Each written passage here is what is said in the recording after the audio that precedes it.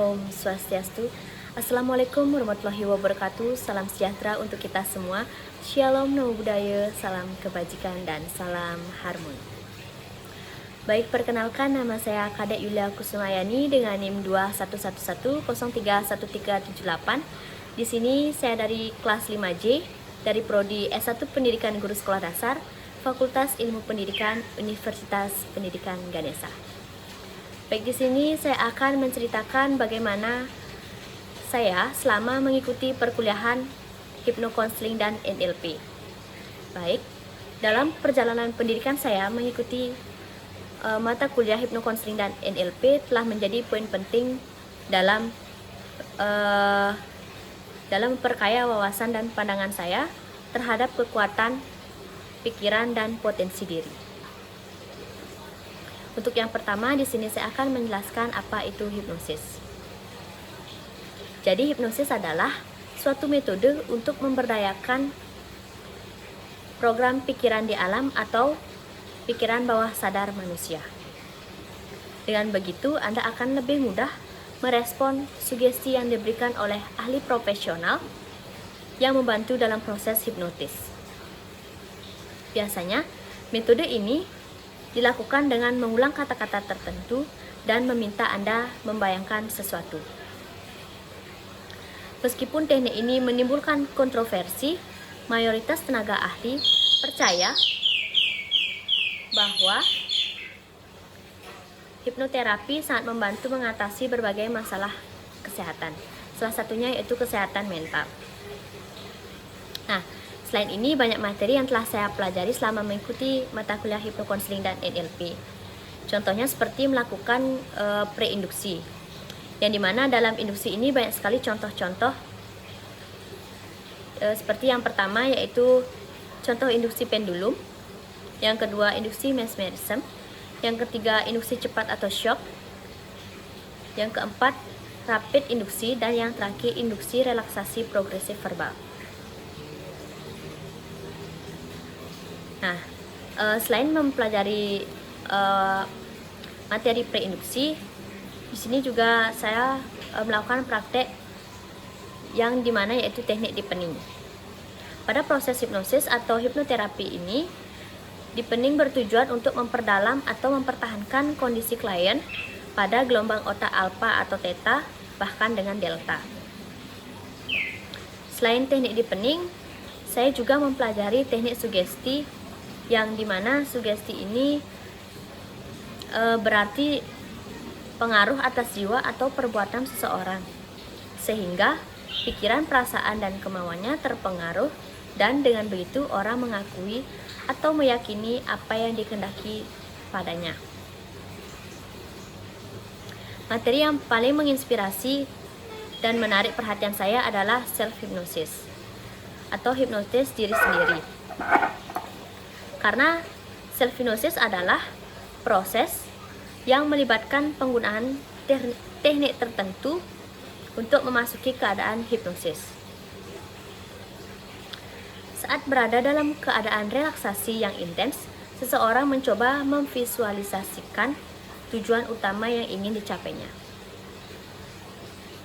Nah, self-hypnosis ini sangat bagus untuk menenangkan pikiran dan membuat tubuh kita merasa sangat rileks setelah melakukan self-hypnosis tersebut.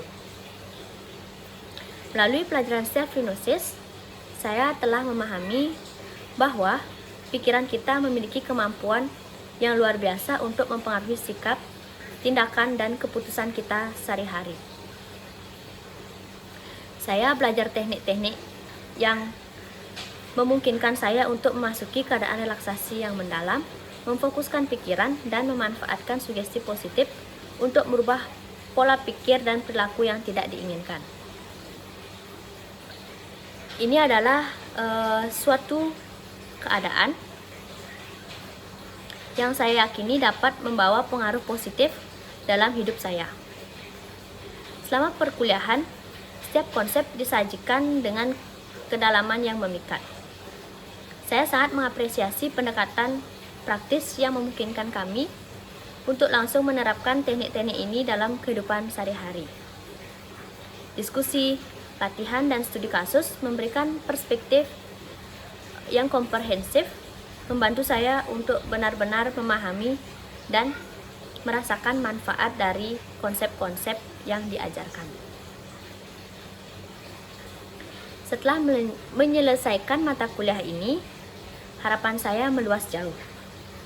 Saya tidak hanya berkeinginan untuk menguasai lebih dalam teknik self-hypnosis, tetapi juga bermimpi untuk menjadi agen perubahan bagi diri sendiri dan orang lain. Saya berambisi untuk terus mengembangkan keterampilan ini, menggunakan self-hypnosis untuk merancang perubahan positif yang lebih besar dari diri saya. Self-hypnosis ini sangat bagus untuk menenangkan pikiran dan membuat tubuh kita merasa sangat rileks setelah melakukan self-hypnosis. Saya juga berharap dapat menerapkan pengetahuan yang saya peroleh selama mengikuti perkuliahan hipnokonseling dan NLP dalam lingkungan profesional saya. Saya berencana untuk memanfaatkan keahlian ini dalam bidang konseling atau pembinaan untuk membantu orang lain mengatasi hambatan mental, mencapai tujuan, dan menemukan potensi terbaik dalam diri mereka. Perkuliahan hipnokonseling dan NLP telah mengajarkan saya secara mendalam bagaimana saya tidak hanya merasa terpacu untuk terus belajar dan berkembang dalam hal ini, tetapi dengan mengikuti mata kuliah ini, saya juga merasa terhormat dan berterima kasih atas kesempatan ini untuk memperluas pandangan saya tentang pikiran, potensi diri, dan bagaimana kita dapat mengendalikan arah kehidupan kita. Saya yakin bahwa apa yang telah saya pelajari akan membawa perubahan yang signifikan bagi saya dan mungkin bagi banyak orang di sekitar saya. Harapan saya setelah mengikuti mata kuliah dan hipnokonseling dan NLP ini, semoga ilmu-ilmu yang telah diberikan oleh dosen pengampu dapat bermanfaat bagi seluruh mahasiswa yang mengikuti perkuliahan tersebut. Dan semoga ilmu yang kami dapatkan dapat bermanfaat bagi kehidupan kami sehari-hari. Baik, sekian yang dapat saya sampaikan. Apabila terdapat kesalahan kata, mohon dimaafkan. Saya ucapkan terima kasih. Om Santi Santi Santi Om.